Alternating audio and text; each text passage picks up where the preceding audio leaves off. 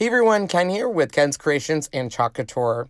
Today I bring you the third video in our 5-part Chalk Story Corner Market collection. We're going to make this adorable Main Street Market grocery board. We're going to use the grocery transfer, the fuzzing cloth, white chalkology paste, our small and mini squeegees, multi-tool, and 4-inch squeegee. We'll place the grocery in the center, and then I'm going to add some elements towards the top. Now, it's extremely important when working with wood that you fuzz these transfers. Our transfers are so sticky, and on wood, sometimes they can pull up the wood texture, and it is a little tougher to remove that when cleaning your transfer. So just make sure to fuzz it between 5 and 6 times, center it in this board, and we're going to grab our white chalkology paste and use the 4-inch squeegee. Now, the 4-inch squeegee is great to make sure you have no ripples or bubbles in your transfer, and then we can easily add the paste with our multi-tool.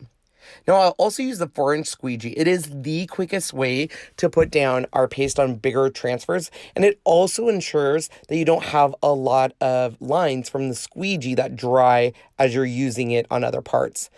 We are going to peel this up. Now, you always want to pull straight up towards the sky, not towards you, because that can curl your transfer.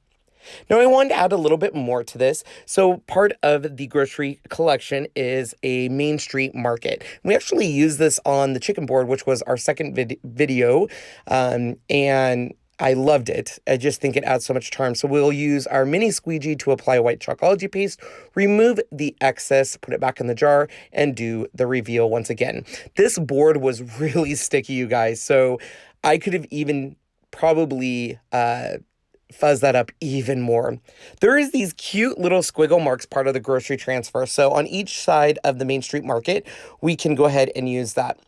So you can see next to the Main Street Market right there, it actually, the transfer pulled that up a little bit. So that's why I was saying, make sure you guys really fuzz these transfers, because sometimes it will remove the finish from your wood.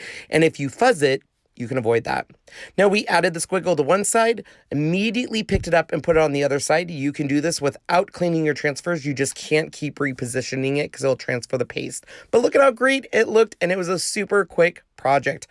And I love how much it complements the other two pieces in this market, corner market series. So thanks for joining us on this project. We have another 2 videos coming your way.